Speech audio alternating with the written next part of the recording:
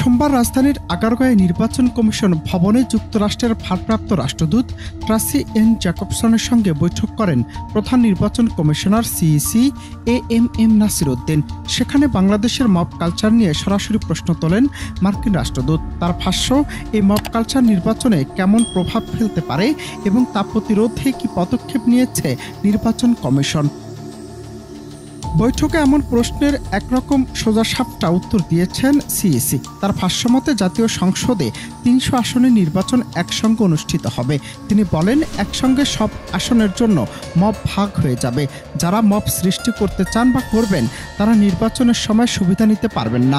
যুক্তরাষ্ট্রের ভারপ্রাপ্ত রাষ্ট্রদূত ট্রাসি এন জ্যাকবসনের সঙ্গে বৈঠকের পর সাংবাদিকদের এসব কথা জানান সিইসি। সব লোক যেখানে থাকবে এমন না, যারা মব সৃষ্টি করতে চায় তারা মব সৃষ্টি যারা করতে চাইবে তারা সুবিধা করতে পারবে না ইলেকশনের সময়। আর তা বলে যে উনি জানতে চাইলেন যে আপনারা তো, আমরা তো পত্রপত্রিকায় দেখেছি আপনারা আরপিও সংশোধন করেছেন, কন্ডাক্ট রুলসে কিছু পরিবর্তন আনছেন, তো এখন নর্মালি মেজর কী ধরনের পরিবর্তন আপনারা আনছেন এটা জানতে চাইছি।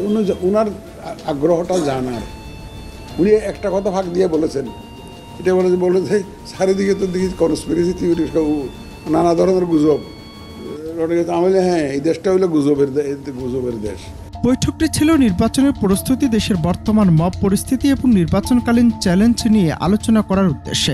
সাক্ষাৎকালে যুক্তরাষ্ট্রের রাষ্ট্রদূত জানতে চেয়েছিলেন ভোটের সময় মব পরিস্থিতি কেমন হবে এবং এটি নির্বাচনে কী প্রভাব ফেলতে পারে। সিইসি জানান, কমিশন ইতিমধ্যেই ফেব্রুয়ারির সম্ভাব্য নির্বাচনের জন্য প্রস্তুতি জোরদার করেছে। ৫ আগস্ট প্রধান উপদেষ্টার কাছ থেকে নির্বাচনের চিঠি পাওয়ার পর থেকে পরিস্থিতি আরও ত্বরান্বিত হয়েছে। শুধু তাই নয়, নির্বাচনে কালো টাকা ব্যবহারের বিষয়ে কমিশন প্রয়োজনীয় আইনগত ব্যবস্থা গ্রহণ করেছে। পুরোপুরি বন্ধ করা কঠিন হলেও নিয়ন্ত্রণের জন্য সকল পদক্ষেপ নেওয়া হচ্ছে। সাক্ষাৎকারের একটি গুরুত্বপূর্ণ বিষয় ছিল রাজনৈতিক দলগুলোর মনোভাব। সিইসি জানায়, অতীতে বিভিন্ন নির্বাচনে মতপার্থক্য থাকলেও শেষ পর্যন্ত দলগুলো সমঝোতায় পৌঁছেছে। এবারও কমিশন আশা করছে দেশের স্বার্থে দলগুলো নির্বাচনের বিষয়ে সমঝোতায় আসবে। তিনি আর বলেন, প্রধান উপদেষ্টা ইতিমধ্যেই রাজনৈতিক দলগুলোর সঙ্গে আলোচনা শুরু করেছেন, যা নির্বাচনকে স্বচ্ছ ও শান্তিপূর্ণ করার জন্য ইতিবাচক দিক হিসেবে বিবেচিত হচ্ছে। গুজব প্রসঙ্গেও সিইসি যুক্তরাষ্ট্রের রাষ্ট্রদূতকে অবহিত করেছেন। চারদিকে নানা ধরনের গুজব ছড়িয়ে আছে, তাই এসবের দিকে মনোযোগ না দিয়ে কমিশন তার নিজের কাজে মনোযোগ দিচ্ছে বলেও জানায় সিইসি। অনন্ত হাসান মাসুদ, বাংলা টিভি, ঢাকা।